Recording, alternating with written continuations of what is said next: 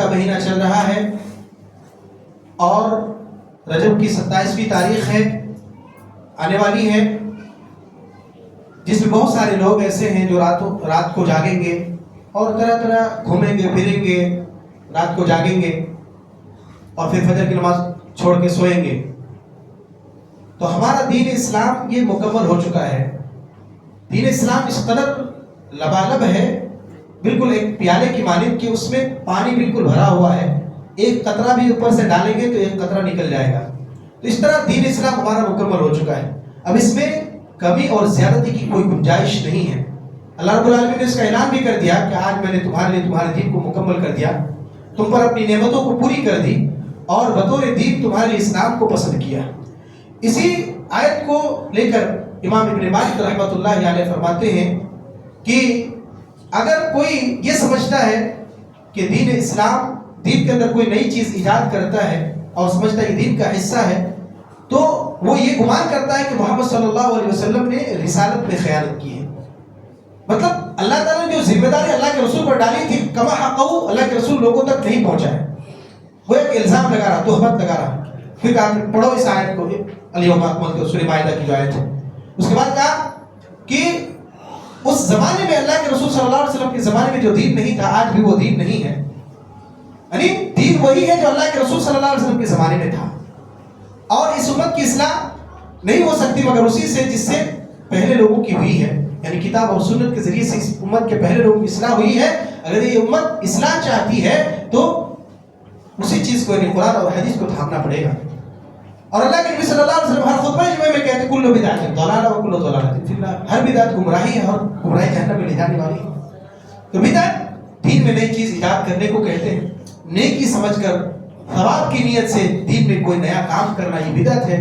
اور اللہ کے نبی صلی اللہ علیہ وسلم فرمایا من عمل عملا لیس علیہ امرنا فهو رد، جو کوئی ایسا عمل کرے جو جس پر ہمارا حکم نہیں ہے تو مردود ہے، اللہ کے پاس قابل قبول نہیں ہے۔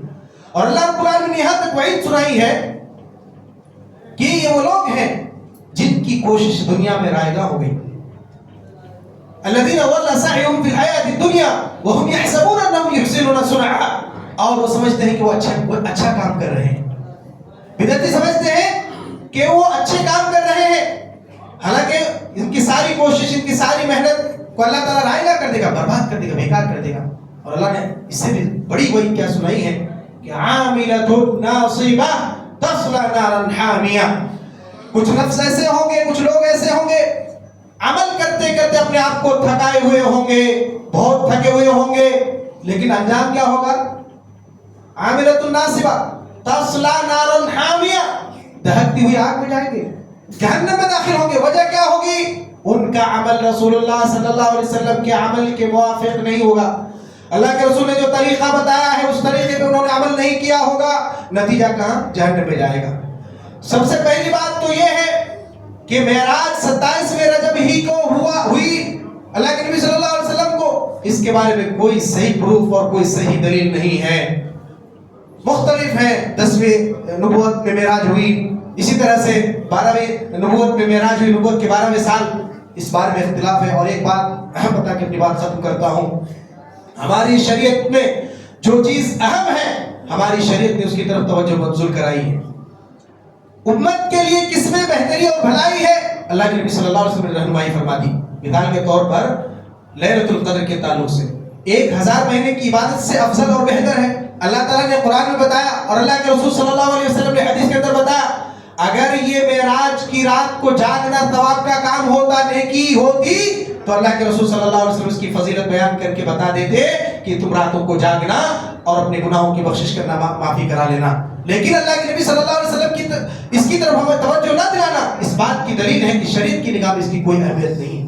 البتہ یہ رجب کا مہینہ ہے، یہ حرمت والے مہینوں میں سے ایک ہے، اس میں نیک کام کریں گے، نیکی کا اجر بڑھ جائے گا، گناہ کریں گے، گناہ کا بوجھ بھی زیادہ ہو جائے گا۔ لہٰذا گناہوں سے اجتناب کرنا چاہیے، نیک کام زیادہ کرنا چاہیے، وہ نیک کام کرنا چاہیے جس کا اللہ تعالیٰ نے اور اللہ کے رسول صلی اللہ علیہ وسلم نے ہمیں حکم دیا ہے۔ لہٰذا یہ لائٹنگ کرنا، چراغ جلانا، اسی طرح سے محفلیں سجانا اور طرح طرح کی باتیں کرنا، گالیاں دینا، یہ اچھی بات نہیں ہے. اللہ کے رسول صلی اللہ علیہ وسلم کا طریقہ یہ نہیں ہے، صحابہ کرام رضی اللہ عنہ کا طریقہ نہیں ہے. لہذا ہمیں بچنا چاہیے کہیں ایسا نہ ہو کہ ہم اپنے آپ کو تھکائے بھی، رات کو جاگے بھی اور ہمیں پھل نہ ملے، ثمرہ نہ ملے، بلکہ وبال ہمارے اوپر آ جائے. اللہ رب العالمین ہم امت مسلمہ کی اس سے حفاظت فرمائے. اللہ تعالی ہم سب کو سنت پر چلنے کی توفیق عطا فرمائے. ان الله وملائكته يصلون على النبي يا ايها الذين امنوا صلوا عليه وسلموا تسليما. اللهم صل على محمد وعلى ال محمد كما صليت على ابراهيم وعلى ال ابراهيم انك حميد مجيد. اللهم بارك على محمد وعلى ال محمد كما باركت على ابراهيم وعلى ال ابراهيم انك حميد مجيد. عباد الله رحمني ورحمكم الله، ان الله يأمر بالعدل والاحسان وايتاء ذي القربى وينهى عن الفحشاء والمنكر والبغي يعظكم لعلكم تذكرون. اذكروا الله يذكركم وادعوه يستجب لكم ولذكر الله اكبر والله يعلم ما تصنعون. وقوموا بالصلاة.